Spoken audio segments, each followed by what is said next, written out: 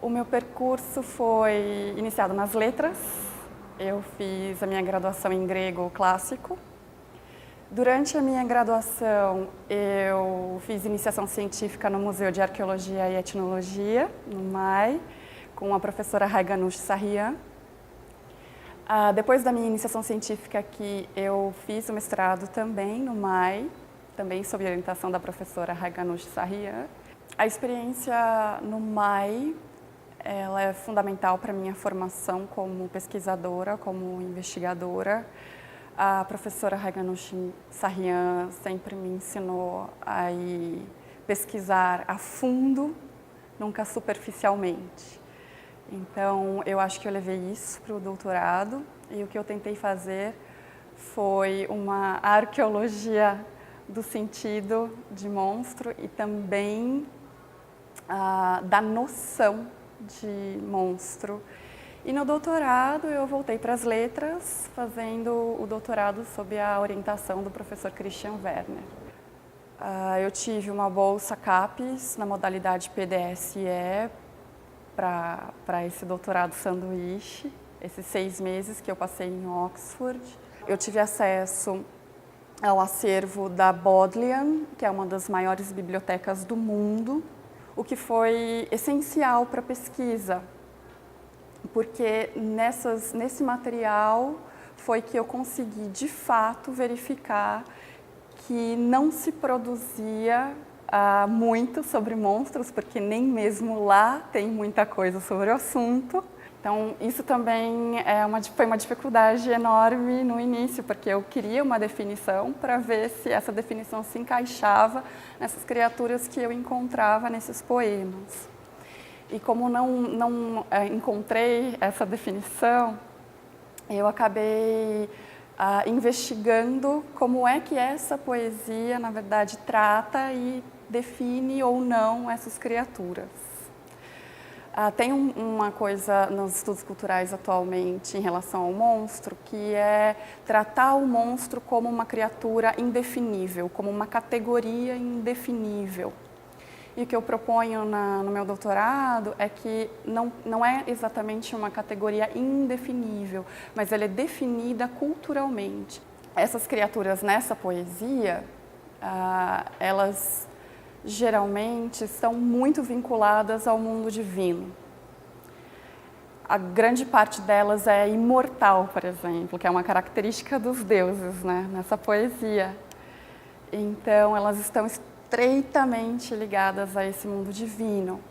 E os termos que se usa geralmente nessa poesia em grego para se referir a essas criaturas, que são Teras e Pelor, são termos usados no âmbito da adivinhação.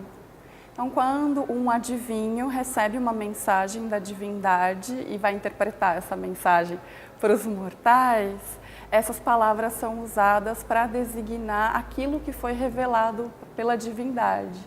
Então, elas têm uma estreita relação com o mundo divino, que é uma coisa que nós, no mundo moderno, não vemos nessas criaturas. A gente não vê essa relação com o mundo divino que essas criaturas têm. Para a gente, o monstro é quase que o contrário do mundo divino. Então, por exemplo, você tem, no desenvolvimento do cosmos, uma aparição de várias criaturas monstruosas ligadas, sobretudo, a uma divindade primordial, que é a Terra, Gaia. Isso você tem claramente na Teogonia, que é talvez o principal poema que a Camila analisa na tese. Mas, de outro lado, você tem criaturas que ainda são contemporâneas à geração dos heróis que lutaram em Troia. Por exemplo, o Polifemo na Odisseia, que é outra criatura importante na economia da tese, e que, em vários aspectos, já está muito mais próximo, tem várias características mais próximas da própria criatura humana do que dos deuses, ao contrário do que acontece na Teogonia. Esses deuses, essas divindades, eles estão em constante interação com o mundo mortal e não existe essa divisão cristã entre o Deus, que é bom e está no mundo superior, e o diabo, ou uma criatura malévola, que está no mundo inferior. Há um mundo inferior nessa mitologia grega que é o Hades. As pessoas não gostariam de estar lá, mas Hades é uma divindade, ele é um deus poderoso e fundamental para o equilíbrio do mundo. Então é uma outra perspectiva em relação a como esse mundo, a como esse universo, esse cosmos se organiza em relação ao mundo cristão. Um outro termo que eu encontrei bastante utilizado, na verdade foram 2 termos, também em traduções, e que eu achei que são termos muito adequados, é o portento e o prodígio, porque eles têm essa carga de algo revelado pela divindade, mas também tem essa carga de extraordinariedade, né, de algo fora do comum. Quando a gente diz que algo é prodigioso, é porque a gente não vê todo dia, né? E são esses termos que eu acho que são mais adequados para traduzir o Pelor e o Teras, portento e prodígio.